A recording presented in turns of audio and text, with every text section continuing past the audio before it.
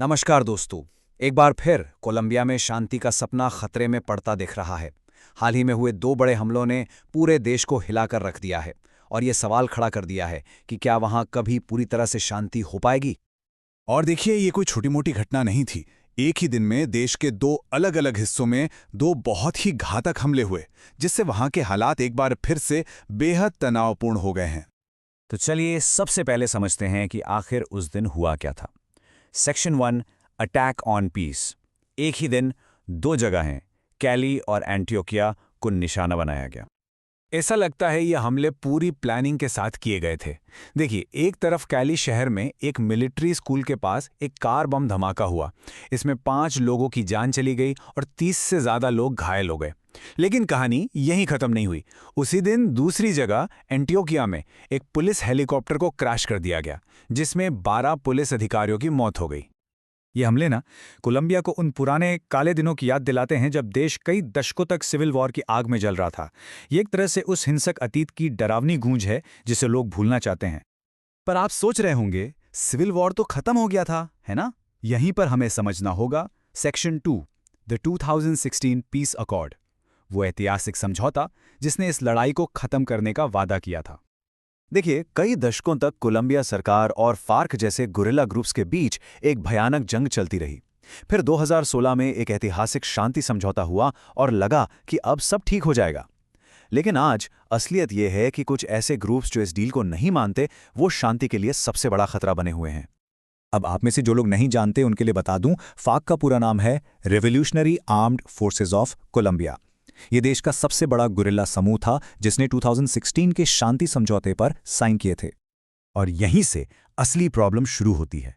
हमारा सेक्शन 3 इसी पर है, the rebels who didn't stop, यानी वो बागी जिन्होंने लड़ना नहीं छोड़ा, क्योंकि शांति समझौते के बावजूद हर किसी ने अपने हथियार नहीं डाले थे।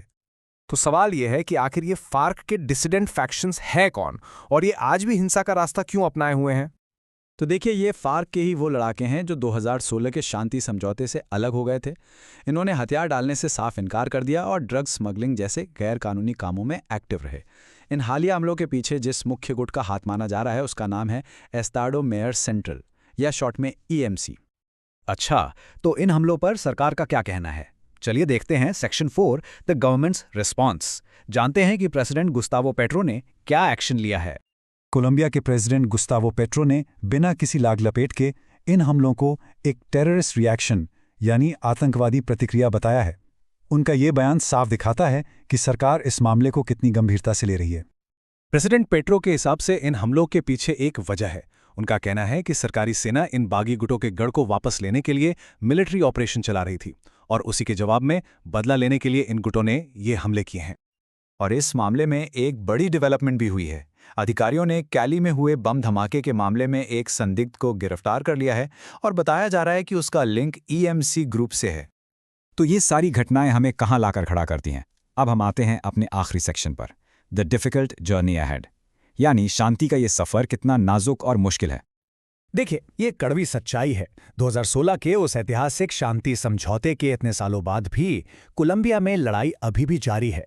शांति का रास्ता वाकई बहुत लंबा और मुश्किलों से भरा है।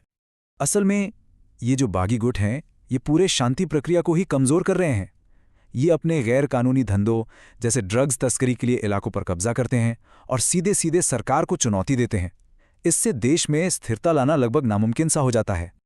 और ये सब हमें एक बहुत बड़े सवाल पे लाके छोड़ देता है। कोलंबिया में स्थायी शांति का सपना आखिर कब पूरा होगा?